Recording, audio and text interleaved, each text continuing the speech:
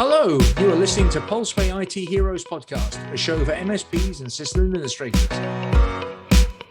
Welcome to the IT Heroes podcast. And today's title, today's topic of discussion is the ransomware threat best security practices. It's quite a relevant topic right now. It's always been a relevant topic, but more so in 2021. And today we have Mick Daly from Webroot, who's a senior channel account manager. So Mick, if you want to do a quick introduction to yourself and Webroot, that'd be great. Yeah, thanks, Ed. So like Ed mentioned, my name is Mick Daly. I'm a senior channel account manager here at Webroot. Been with Webroot for about 3 years now. For those of you who don't know Webroot, we're a leading provider of IT security products to predominantly the MSP and SMB space. And we've got quite a few different products around, endpoint protection and network protection, as well as a large threat intelligence platform. We've been around as a vendor for, 15, 20 years, so we're quite mature in the market. So you guys were recently acquired, is that correct? Yes.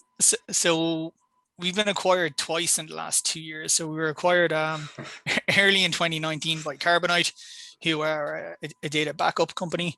And then both organizations were acquired at the end of 2019 by OpenText. And OpenText are a massive enterprise cloud vendor. So they've got their fingers in lots of different pies. Their core business is around enterprise data management, but they also have a security suite and lots of other bits and pieces. So from your experience and from Webroot's and Carbonite's and OpenText experience and you personally that you see with your partners, what are the common cyber threats in the industry? How do businesses prepare for them? What's the go-to? Because I see this a lot. I've spoken to a number of MSPs who say, hey, my client got hacked for the second time. I'm thinking about having a backup solution in place. It always amazes me that it took them two ransomware attacks for them to consider backup. So what is your thought on the common cyber threats that we see these days, and how should businesses be prepared for that? Yeah, so the threats that we've seen, well, certainly since I've been involved with Webroot, and even prior to that, I worked with a security company. The threats are the same that they've always been, right? So the threats that we've seen over the last 4 or 5 years are still the same threats. So we're still seeing, ransomware is prevalent. It's obviously what we're going to talk about a lot today. Malware is still, pretty critical. Phishing attacks still very prevalent. I mean, these are attacks that have been around for a long time. I mean, it's just, I suppose, the spotlights bring them into. Yeah. So people are only now considering it. In fact, people should have been probably considering it for a long time. But it's becoming more prevalent, more profitable. Yeah, So like I was saying, the threats are the same, right? So we're seeing the same threats year on year. What has changed, though, is the sophistication of the attacks. So attackers are spending much longer in their target environments. So often by the time a ransomware attack has been published or a ransomware attack has been triggered, the attackers have been in your customer's environment or been in your company's environment for days or weeks. And we've also seen an evolution of ransomware attacks where they're no longer just encrypting your data. What they're doing is they're exfiltrating your data first, and then they're threatening to release that data to the dark web. So very much what we're seeing at the moment is the ransomware part of the attack is very much on the back end of the attack. And what we're also seeing is with these type of attacks, because they're more sophisticated, the attacks are much more targeted. So we're seeing less mass attacks where, multiple companies are getting hit with the exact same attack. So they're much more focused. And because they're much more focused, the average cost of ransoms is increasing. So when you're specifically targeting an individual customer or an individual company, you can kind of ask for as much as you want, right? So we're seeing the same threats, but we're seeing an evolution of those threats. So it's no longer, let's just throw a bunch of emails and hope one of them sticks and it'll be just the same thing. It's kind of targeted campaigns by try to understand their clients. They pick out them specifically, learn about them, and hit them, with key messages, with key staff. It's coming from your CEO or it's coming from this. So it's very tailored. It's almost like an organization, like a marketing organization that figures out the persona, what the company does, and tailors its message and an attack to that. Yeah, absolutely. And we've certainly heard of, ransomware organizations, and ransomware as a service is very prevalent. If you go into the right places in the dark web, you can hire somebody to do this stuff for you, or if you want to commit a cyber attack, you can hire different groups to do different parts of the attack for you. So they're very professional in what they're doing, and an awful lot of time is spent doing reconnaissance and identifying the key people in the organizations, and then trying to gain access to their systems, or figuring out how they can socially engineer them. So yeah, absolutely, an awful lot of these organizations are extremely professional, and we've heard of organizations being run essentially as businesses where the hackers are employees and they have perks and benefits the same way you or I do. It's I mad, wonder how right? they recruit for that. Is there like a LinkedIn open job spec, or I don't know. I'm not skilled enough to be in demand. What the salaries are, share options of this, yeah. And I mean, the channels are still the same though. How they penetrate, that's vulnerabilities in your applications, that's email phishing. We've seen those emails, mature out, back in 2000s. One of the big scams, or one of the most prevalent scams that we continuously have seen over the last couple of years, is what's called business email compromise, where you identify a target in an organization. It's usually somebody involved in HR or finance.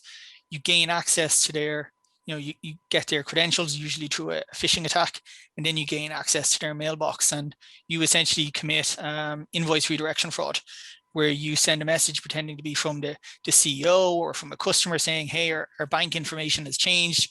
Please send a payment, or please pay your invoice to these new details. And these attacks are still prevalent. You'd wonder, in this day and age, who falls for these attacks. But when the email looks like the real thing, it's very easy, because when you get an email from Edgar, you just look at it and go, oh, Ed sent me an email, and you respond to it, or you do whatever it is. You don't think about it too much. How did they get away with wiring things to a bank? I mean, that's registered somewhere, or is it just a quick transfer and then they transfer out? You would assume that they move it on pretty quickly. I'm not going to lie, I haven't spent too long researching what happens after the money is transferred. We tend to hear about that initial, stage of the attack where they get somebody to transfer the money. But yeah, you would have to assume that the quickest thing to do is get the money out of there. But again, those accounts are all registered, unless they're just transferring the money immediately to some, non-compliant country, or some very strictly private country. That money is probably gone. Some proactive things like a company can do, like in terms of security, to eliminate some of the main threats, like email, patching, fixing open ports. Yeah, so you've named a few things there, right? And when it comes to cybersecurity, or when it comes to protecting your environment, there's some really simple things that are constantly overlooked.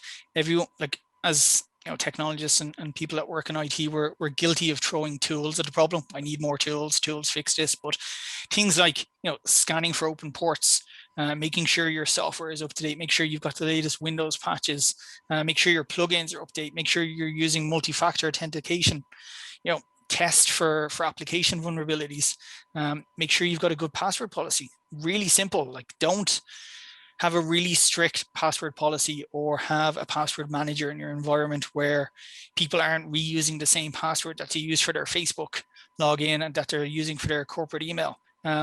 Really simple things, disable. And that's still very common though, isn't it?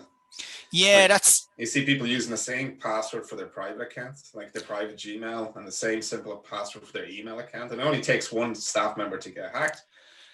Yeah, absolutely. And I think there's a bit of an education piece here, where people go, it's convenient for me to have one password and use the same password, but they don't really understand the risk of using one password for everything.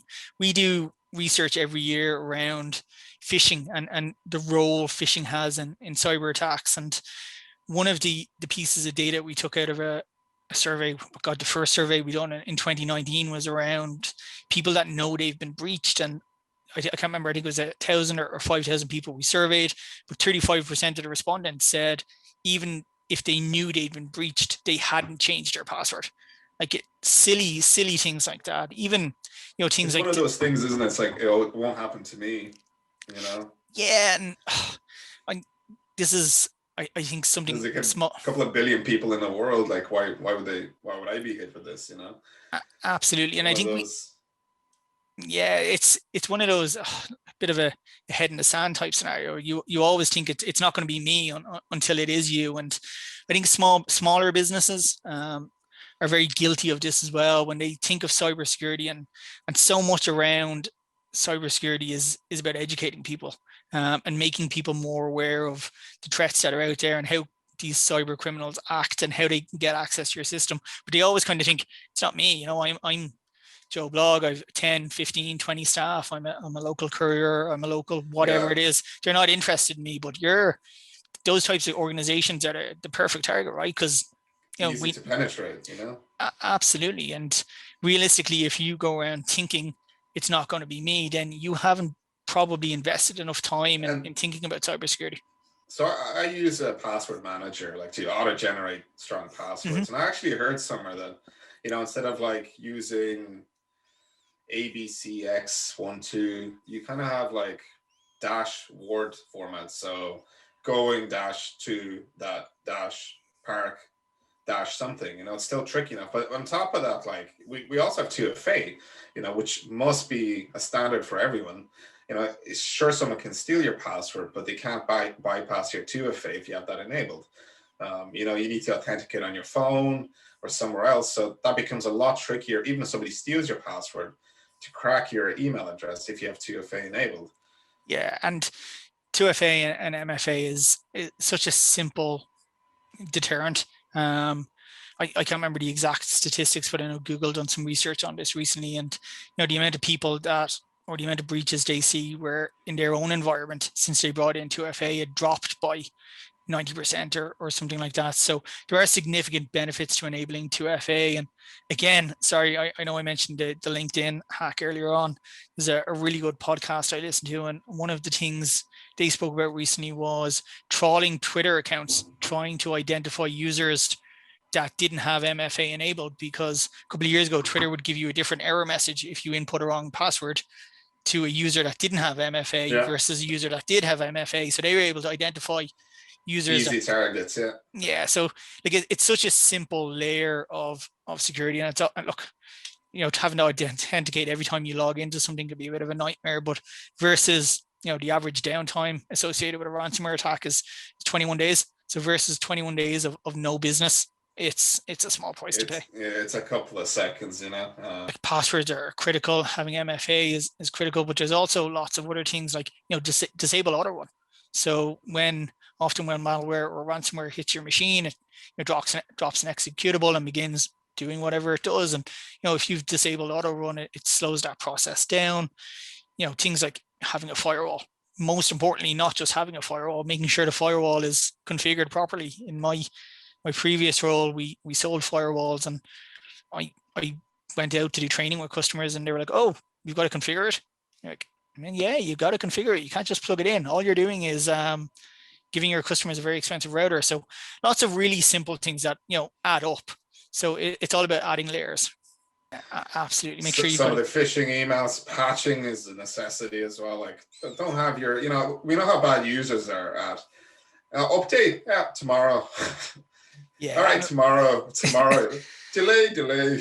And look, that's where the likes of you guys come in, right? So, IT departments or MSPs can push out those updates and patches and just remove that from the user's control altogether, because we're all guilty of going, oh, I don't want to do it now, and then not now, I'm busy, Yeah, and you just forget about it, Before you know it, you're 5 versions behind, and you're exposed then.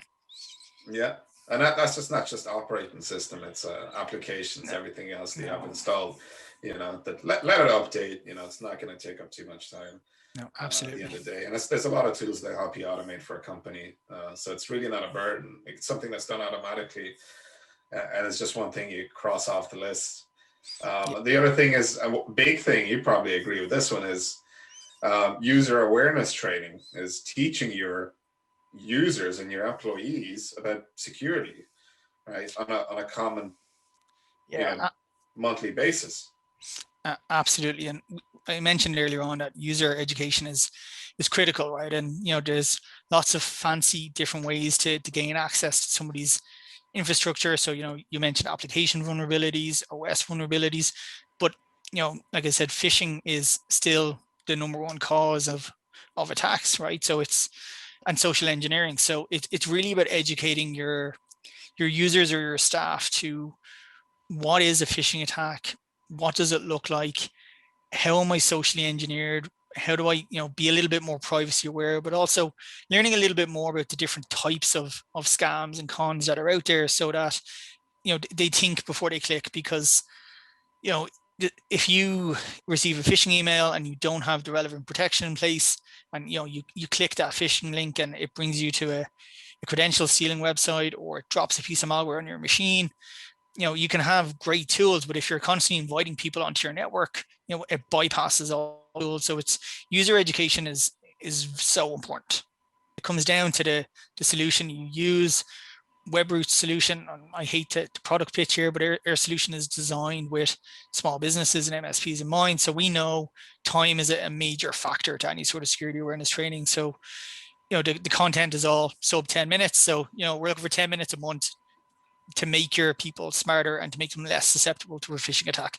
Who hasn't got 10 minutes, right? You probably spent 10 minutes reading the news when you logged in this morning. 10 minutes on Instagram, Yeah, absolutely. So over the course of a year, what's that? 120 minutes, 2 hours over the course of a year to have a more aware staff, or a staff that knows how to. Out of curiosity, thanks for the pitch, by the way.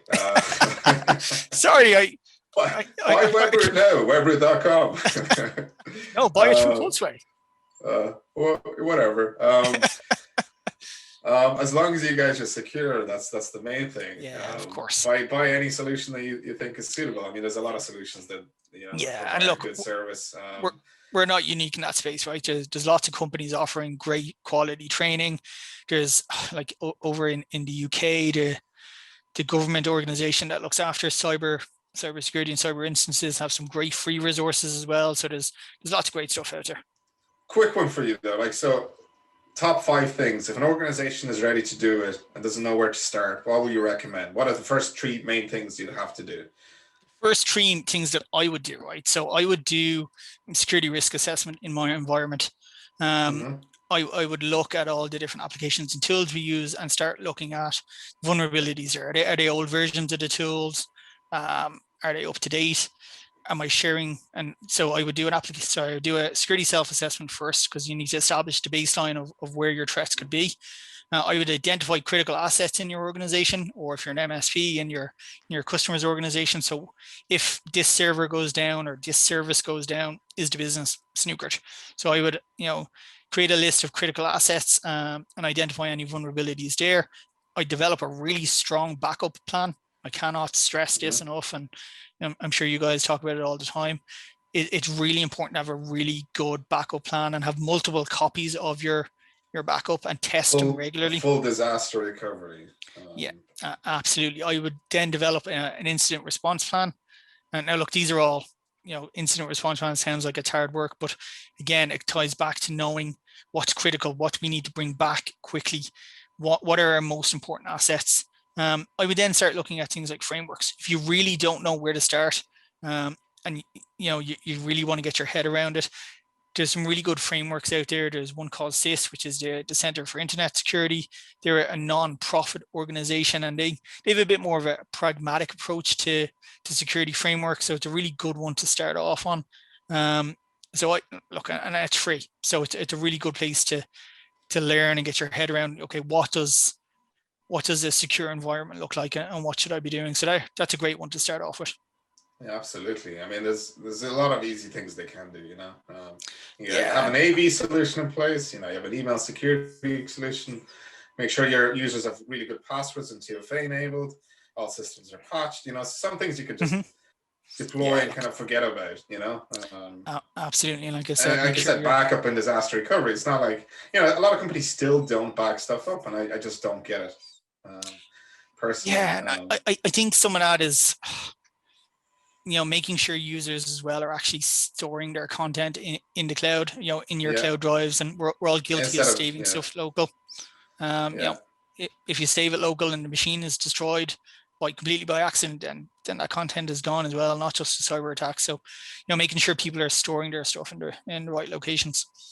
Okay, so we're going to move on to part 2, the podcast, IT Hero.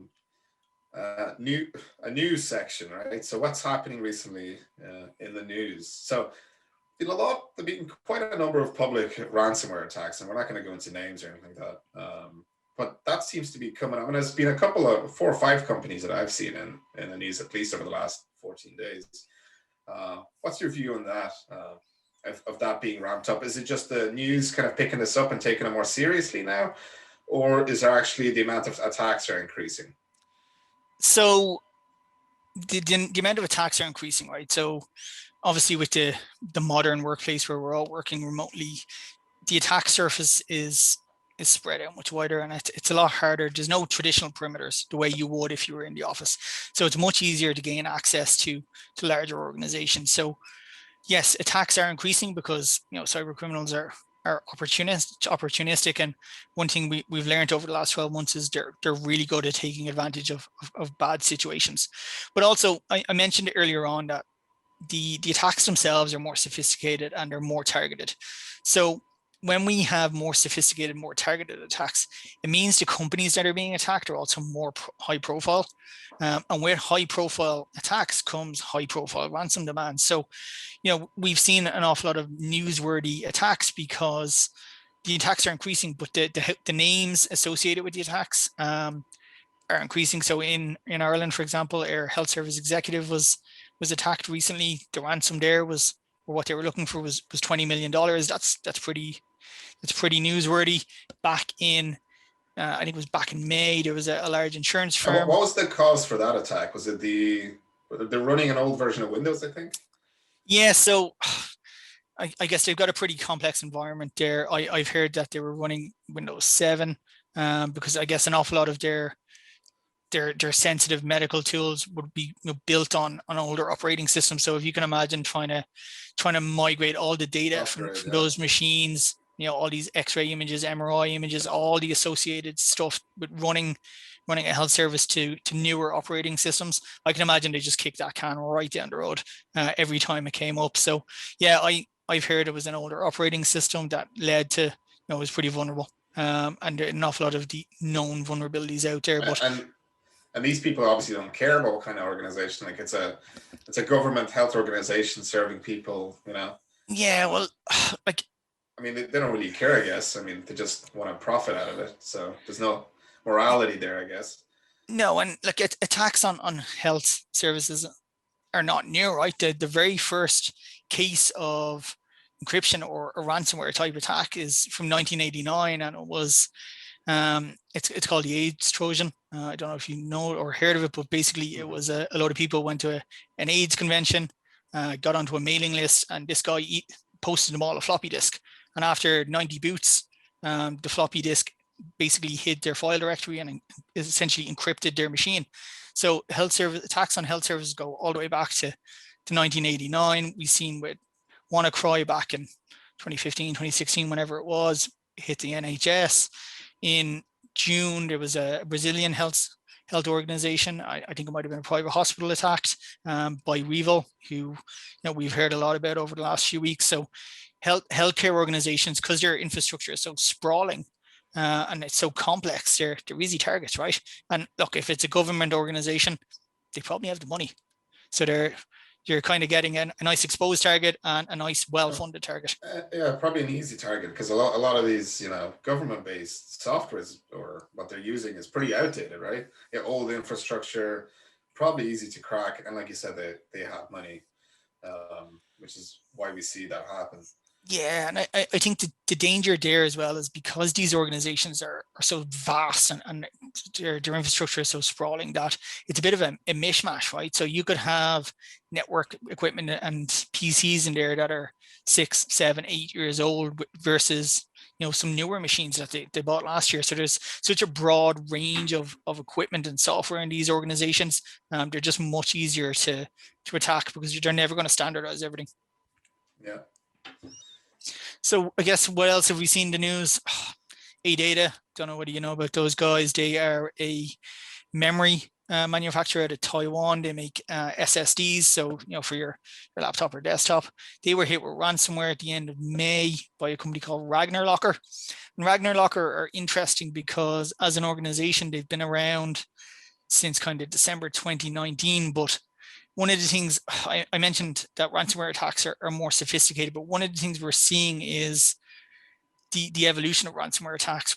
Not just encrypting your files anymore and saying, hey, pay me some money and I'll unencrypt your files. But what they're doing is they're getting into your environment, they're taking your data, and then they're extorting you by going, hey, if you don't pay the ransom, I'm going to. I guess it's like their backup, isn't it? Like say, hey, I don't care about the data, but you might care about us exposing it. So yeah, in case you say you might have backup or something, or even if you have backup, I might say, hey, as a second, okay, you say you have backup, but I'll publicly share this information. Yeah, so it's kind of a double extortion, right? So I've now locked you out of all your systems, but I also have all your data and I'm going to publish it. So, Wagnerlocker are well known for that. They've been doing it since kind of December 2019. So they're one of the organizations that have evolved how ransomware is seen and how ransomware attacks take place. Where do they publish this data? Do they sell it on the dark web, or so they have publicly? Like all good organizations, they've got a blog. They put it on their blog. So these Wagnerlocker guys actually posted. So they took the data content. I think it was about 1.5 terabytes of data they took, and they've actually published it twice. So in early June they published a couple hundred megs, and then at the end of June they published about 700 gigs on Mega, which is a cloud storage platform. What's interesting here is the data was published and then it was reported to Mega, so they took it back down, but you don't know how many times that data was downloaded before they took it down. So you can almost guarantee that whatever information they've taken, and from everything I've read, it seems to be a vast array of different information, including NDAs and financial information. Somebody out there has that, and you can almost guarantee it'll be used against them at some point. How honest are these guys? Like, so say if I paid, which you probably shouldn't pay the ransom, right? Yeah. So how honest are they? We know that most organizations that pay the ransom get hit again, right? Because you're a soft target. Your systems are exposed. So, and then you've been attacked, and then you've paid the ransom. Realistically speaking, these guys are going to go after you again. And we've seen a bit of shift of a change in attitude towards that over here in Europe. So in France, AXA, the insurance organization, have in early May, they said that they were no longer paying out or reimbursing companies that paid ransom demands, because it was promoting, hey, if we paid a ransom, it was promoting gangs to continue the attacks. And then in early June, they actually stopped taking out new cyber insurance policies. So, you can almost guarantee that, if you paid a ransom, you're going to get hit again. And, it's kind of self-feeding, right? You paid once, you'll pay again. There's no terms of, hey, I promised I wouldn't do it, so I won't do it again. Yeah, look, Scout's honor, I won't do it again, even though I already know how to get into your systems. And look, even if you do patch everything afterwards, the amount of time and work that will go into rebuilding your environment and securing your environment, you're still going to be exposed in that short term. So, I would take it as highly likely, and we know it's highly likely that you're going to get hit again. Yeah. So here's a fun stat. Apparently there's been 65,000 ransomware attacks in 2021 alone, according to Cisco. Yeah. And the number is conservative. I've seen this, and they think the attack rate will go up to about 100,000, but they think the accurate number is about 100,000. That's astronomical, right? I mentioned that AIDS Trojan earlier on. That affected 11 people. Now, okay, obviously times have moved on quite a bit since then, but even the advice now is if you get a floppy disk, don't.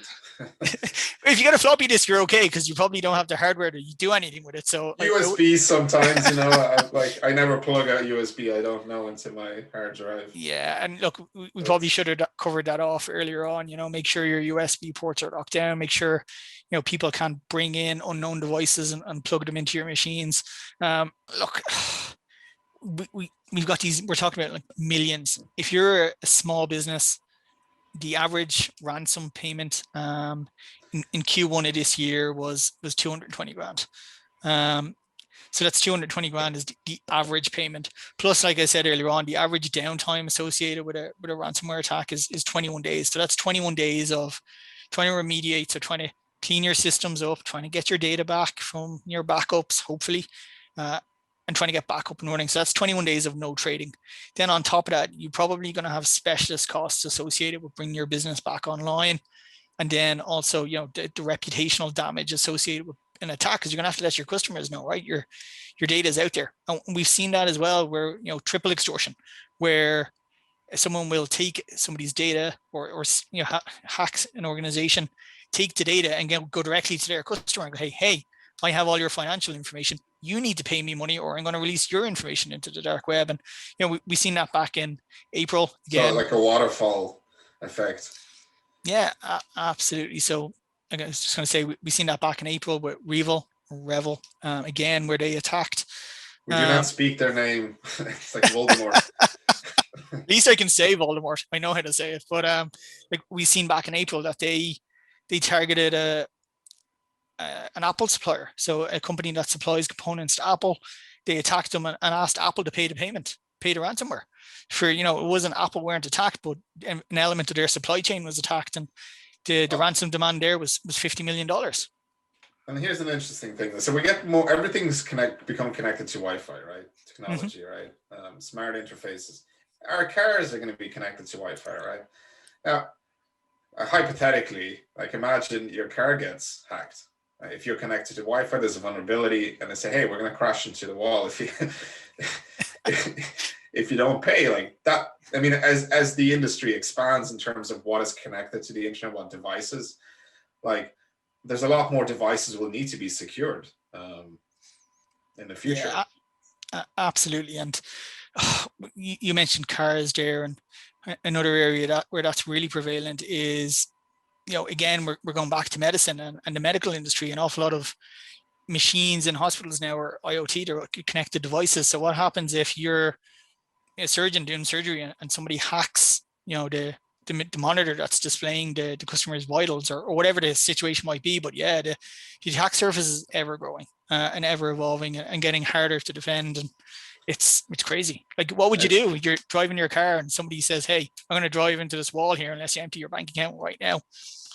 Yeah, I mean that's and it's like any industries we didn't think before, like even farming. Right? Farming is very everything's connected to the internet, like self-driven. All the tractors they're building now are smart tractors that are always connected to the internet and using data and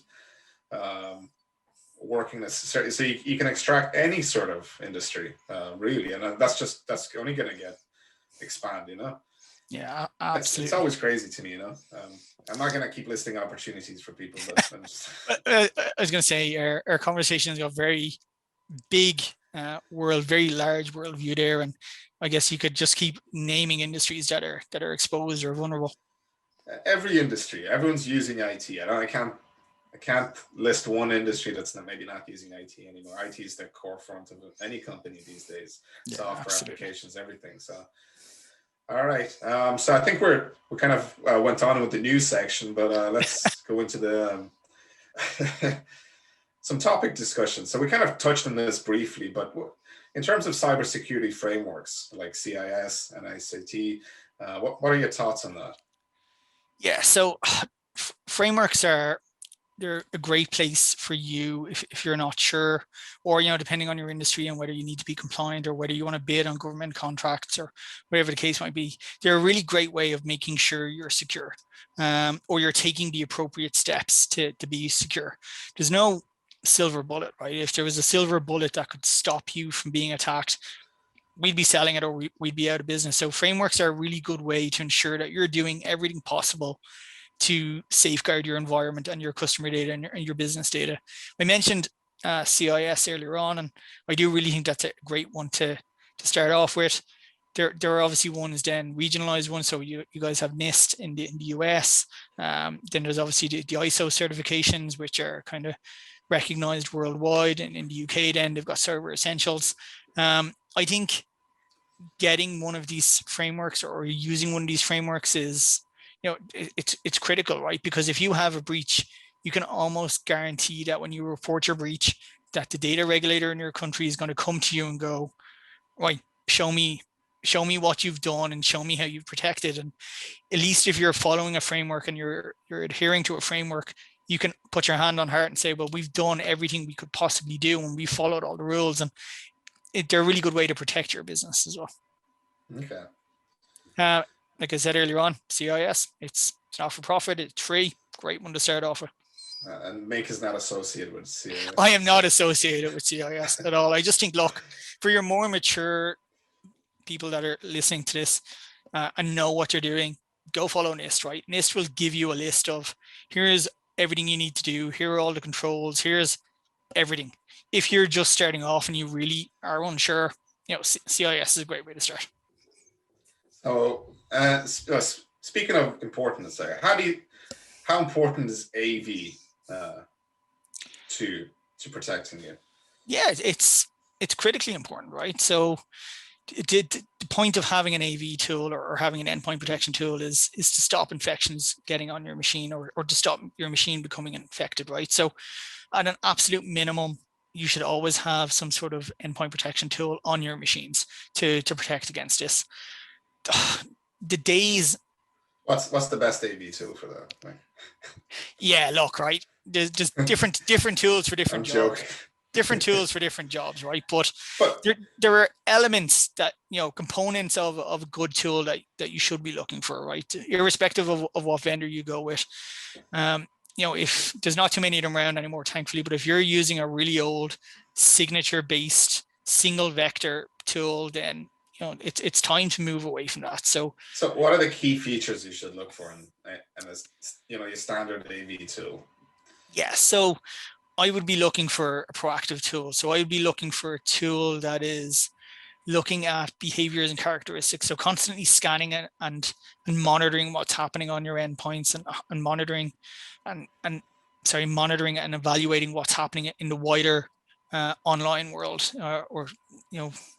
and trying to identify new threats as they happen, right? So using something that's using machine learning and artificial intelligence as well, because they're going to be faster than your older, more traditional ones, and they're going to be able to keep up with more threats. So look, you guys have heard me say this before. As an industry, I'm sure people have heard this before, but 94% of malware is unique to a single PC, right? So you need a tool that's able to keep up with that. So irrespective of what you're using, you need a proactive tool that is using machine learning and artificial intelligence to scan what's happening on your machines and make determinations as to whether something is good or bad. You need a multi-vector tool. So your really, really old AV solutions would only try and stop an attack at a single stage. So, when just before that piece of malware drops, they would have stopped an attack. So modern tools are multi-vector, so they will protect against various different stages of an attack. So if you click on a phishing link, a good security product will scan that link and know that it's going somewhere malicious and attempt to stop the attack there. So yeah, really for me, like I said, proactive multi-vector tools. No particular component, because they all have our own different proprietary names for different elements within our product, or our products. So, proactive multi-vector tools that are using machine learning are where you want to be. The one thing that always kind of was the AI statements companies make. Now, AI, what it is these days, I don't think AI fully exists, right? Because that's consciousness. But the AI, what we have right now is big data, using big data to perform optimal tasks, right? Is when we talk about machine learning. So we're using this congregation of big data to make best judgments and decisions on that. Now, question for you though, right? And this is interesting to me. Like, how do AV companies stay ahead of these attacks or ahead of the hackers? Like, what's the process for companies like yourself to keep ahead? Yeah, so for an endpoint protection company or even a network security company, you're only as good as your threat intelligence, right? So irrespective of who you're using for whether network or endpoint, it really comes down to your threat intelligence. So in our environment and in all threat intelligence environments, we've got a series of sensors out there that are constantly scanning the entire online space. So, we scan the entire IPv4 space and the in-use IPv space, and all we're looking at is everything that we can find online, and we're making determinations then. So, if a new URL pops up or a new IP drops that's 2 minutes old, but suddenly people are trying to go to that IP, you need to be able to make determinations quickly as to whether it's malicious or whether it's a legitimate business that's just set up. So we use these sensors to scan like I said, the entire online world. Then this is where the machine learning and artificial intelligence kicks in, because we can look back historically and go, oh, well, we know for a fact that this IP address or this file or this application, based on the sandboxing and based on the pseudo executions that we're seeing, is legitimate. 10 years ago, we seen something very similar, and it's perfectly fine. So we can run that. Versus, this is really weird. We've never seen this before. You probably shouldn't run it, or it's been run out of a server farm in the middle of Siberia where we know there's no people. Sorry, I've gone completely off topic. I can't even remember the question. It was a good answer. Yeah. Sorry, I went off on a tangent. No, you hit it on point. It's like, like you said, like how do AV companies stay ahead of the competition? Yeah, I guess, in terms of attacks. Yeah. I assume like these guys are always coming up with new intuitive ways to find breaches and everything else, new tools, new code, everything else. So. And it's kind of a consistent race, I guess. Yeah, so somebody actually this week said it to me. I was talking about false positives and,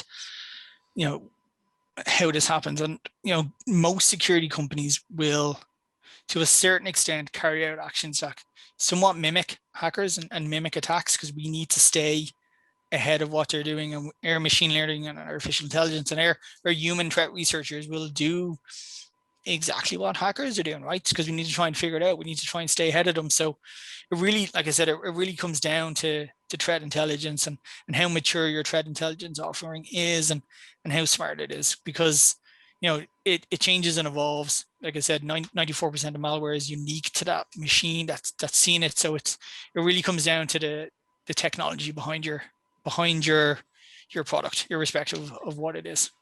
And do security companies these days hire hackers, right? And have them come up with new strategies and try to be in front of this? Is that happening at all? Or is that kind of just starting to come up? Ethical hackers have been around for a long time. We know they're responsible for reporting an awful lot of vulnerabilities. Do security companies employ hackers? Yeah, I would say most threat intelligence employees, like a specialist team that kind of that stays ahead of the curve.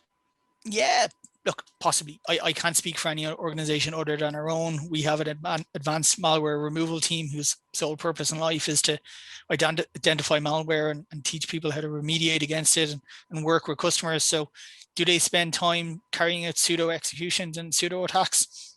I don't know, but I wouldn't be surprised if in their free time, an awful lot of these guys have that type of interest. And then obviously you've got pen testing organizations where, that's their job, right? So we're going to be the red team and we're going to try and infiltrate your organization. So there are professional organizations out there that hack for a living, I guess.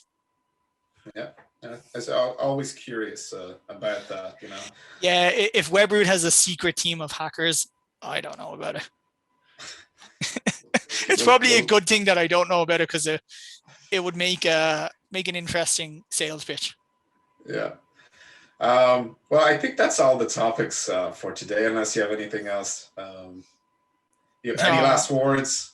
I know we can keep talking about this for hours, I guess, but any last words?